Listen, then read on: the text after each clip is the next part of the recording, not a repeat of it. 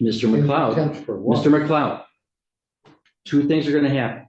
You're going to answer my question, or you're going to jail for summary contempt for not complying with the court's request. Do you, Mr. McLeod, understand that the maximum penalty for the charge against you is 3 years in prison and or $1,000 fine? I don't understand the charges. Mr. McLeod is in contempt of court taken into custody. Really? That's it. This court hearing is a total mess from start to finish. Mr. McLeod is in court because he's accused of hitting a police officer. But instead of dealing with the case, he keeps saying the court doesn't have power over him. He uses strange sovereign citizen arguments that aren't real laws and don't work. He yells, interrupts, and throws out fake legal terms, but the judge keeps stopping him. Things get heated, and in the end, the judge sends him to jail for the night. It's both annoying and kind of funny because he's so confident in stuff that clearly isn't helping him. If you enjoy this kind of content, make sure to like and subscribe. Let's dive in. Understand your right to a lawyer, including a court-appointed lawyer? I understand that. Okay. And do you wish to represent yourself instead of having an attorney? Yeah, I'm here by special appearance, and I will be representing myself. Okay. I'm required by law before I accept that waiver to do a couple things. One, advise you of the maximum penalties that you could face for the charges that you're in my court for. Resisting, obstructing conservation officers is a high court misdemeanor punishable by up to 2 years in prison and or $1,000 fine. There's a habitual offender second notice that's been filed by the prosecutor, which would make that a felony punishable by up to 3 years and or $1,000 fine. And marine safety operating while intoxicated is a misdemeanor punishable by up to 93 days and or a $100 to $500 fine. Do you understand the maximum penalty for the charges against you? Well, I don't even really understand why I'm here. Watch how calm the judge stays through all of this. He really tries to be patient and give Mr. McLeod a fair chance, even though McLeod keeps interrupting and acting like he doesn't understand simple legal rules. It's impressive how much the judge puts up with. Tell me in the comments, do you think McLeod actually believes what he's saying, or is he just pretending to avoid responsibility? Well, okay. Well, that's fine. Do you understand the maximum penalty that I just explained to you? No.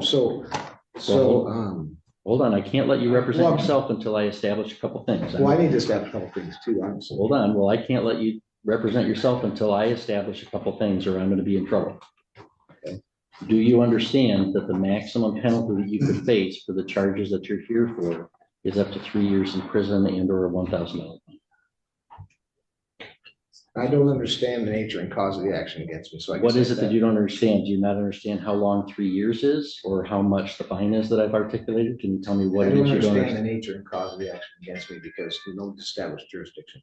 That's not what I'm asking you right now. Well, I'll let you place whatever objections you want on the record, Mr. McLeod. I promise you that. Okay. Can we just go one step at a time? So do you understand the maximum penalty that you could face if you're convicted as charged? 3 years in prison or $1,000 fine? Well, I have another question because the statutory jurisdiction doesn't exist under the Constitution. So in order for me to defend myself, could you please tell me where the published rules of conduct are for criminal statutory jurisdiction, or where I can find the nature and cause of this jurisdiction, or how this information exists? No, I don't even understand what you're asking. So you're saying this is a statutory jurisdiction under what? The statutes of Michigan, correct? Mr. McLeod, I've told you what my jurisdiction is. General jurisdiction. The people of the state of Michigan voted to convene a constitutional convention in 1961. Sure. There was a constitutional convention in 1961 and 1962. They proposed a state constitution. The voters of the state of Michigan ratified that in 1963. Article 6 establishes the judicial power. And the circuit court is a court under that judicial power of Article 6 of the state constitution. And so you're here in my court. I have subject matter jurisdiction over those crimes. I have personal jurisdiction over you because you've been alleged to have committed them in our county. That's my jurisdiction.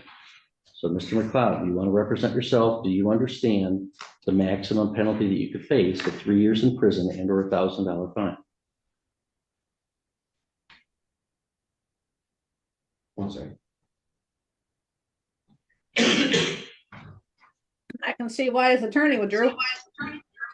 Oh, shit. Hang on, someone in the prosecutor's office is not muted. I'm going to remove you from the meeting at this time. Oh, Prosecutor's office is generally allowed to attend to observe. They've participated. I'm removing them from the hearing. At one point, someone in the courtroom reacts in a way that's so honest, it's funny. You'll probably laugh, and it's surprising the judge didn't. Maybe she was just trying to stay serious with how ridiculous things had gotten. That moment showed what everyone else in the room was probably thinking. Honestly, it's no surprise McLeod's lawyer gave up. He keeps flipping through papers, looking for some fake rule that will save him. He acts like he found some hidden trick, but everyone else knows it's not going to work. It's like he's playing a game without knowing the rules. The prosecutor's last comment really sums it up. These sovereign citizen people are stuck on fake ideas. It's funny, but also a little sad.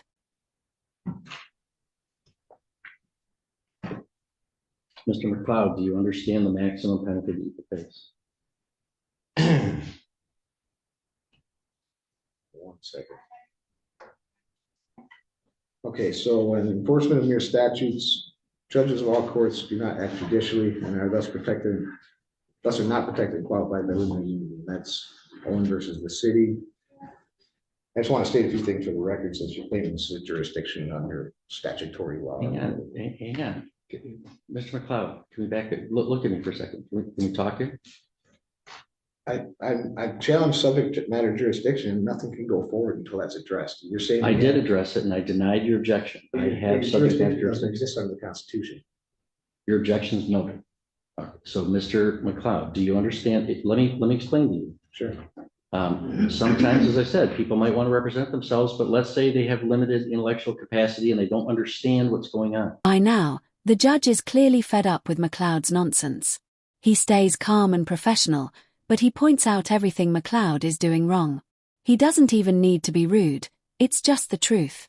It's moments like this that show who's actually in control. Establish that they know what's going on before I can allow them to represent themselves. I'm required to establish, do you comprehend, do you know the maximum penalty that you could face if you're convicted as a result of this charge? 3 years in prison or $1,000 fine. Do you understand that, Mr. McLeod? So I'd like to state for the record that Mr. McLeod, stop. the court can be. Stop, Mr. McLeod. If you don't understand it, I'm going to revoke your right to represent yourself and have an attorney represent you because I can't establish that you know what you're doing. So do you know the maximum penalty that you would face? I've challenged this court's jurisdiction. You haven't established it yet. You said you have a statutory jurisdiction, which doesn't exist under the Constitution. I'm trying to figure out where I stand with this. So I can't answer any of your questions until you answer some of mine. That's not how it works. Are you refusing to answer my question? No, I'm Then answer it. Do you understand the maximum penalty that you face for this charge? So judges who become involved in enforcement of Mr. your McLeod, statutes. I have other matters. Mr. McLeod, involved agency.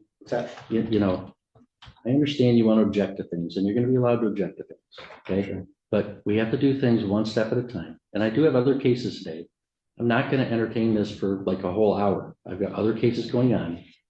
If you want to dig in your heels and just make this real complicated or real difficult, we could do that. And I can hold you in contempt and you'll go back to a jail cell for a while. I don't wish to be held in contempt. I just wish to exercise my Sixth Amendment right. That's fine. And so before I can let you under, I can cite laws that will show you that the exercise of a right can be converted into a crime.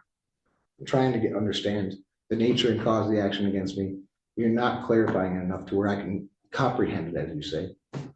You don't comprehend the maximum penalty that you would face. I'm not answering any of those questions until you establish that this is a court of the Constitution, has jurisdiction under these jurisdictions. I established it. I told you. You might think I'm wrong and you can appeal. There's no such thing as a statutory jurisdiction. Mr. McLeod, let me make this simple for you. Do you ever watch, let me make this simple for you. Sure. I'm going to ask you this question one more time. One more time. Okay. Two things are going to happen. You are either going to answer my question or I'm going to hold you summarily in contempt. And the court officer will bring you to a jail cell and we'll talk about it tomorrow. You understand that? So, Mr. McLeod, Mr. McLeod, two things are going to happen. You're going to answer my question or you're going to jail for summary contempt for not complying with the court's request. Do you, Mr. McLeod, understand that the maximum penalty for the charge against you is 3 years in prison and/or $1,000 fine? I don't understand the charges. Mr. McLeod is in contempt of court, taken into custody. Really? That's it. Protecting my rights is what it's all about. This isn't true. You guys are following Follow unconstitutional You're following orders. unlawful orders. It's not constitutional at all. Mr. McLeod's in contempt, he's sentenced to 1 day in jail.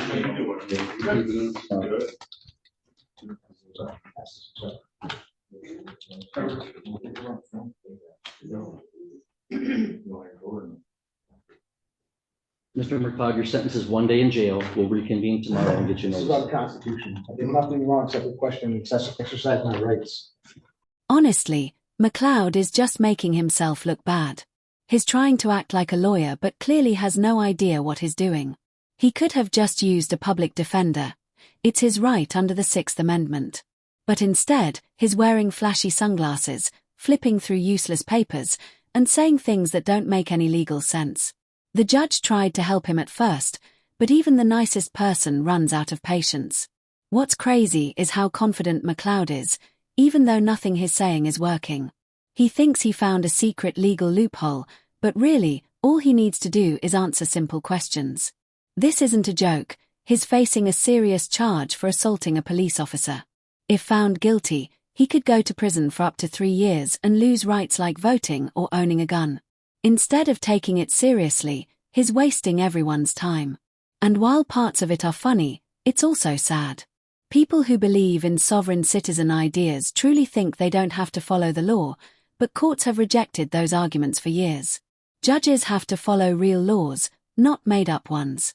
By refusing to accept the truth, McLeod is only making things worse for himself. That's the full breakdown. Let me know in the comments, do you think McLeod actually believes this stuff, or is he faking it? And don't forget to like and subscribe for more videos like this. Thanks for watching.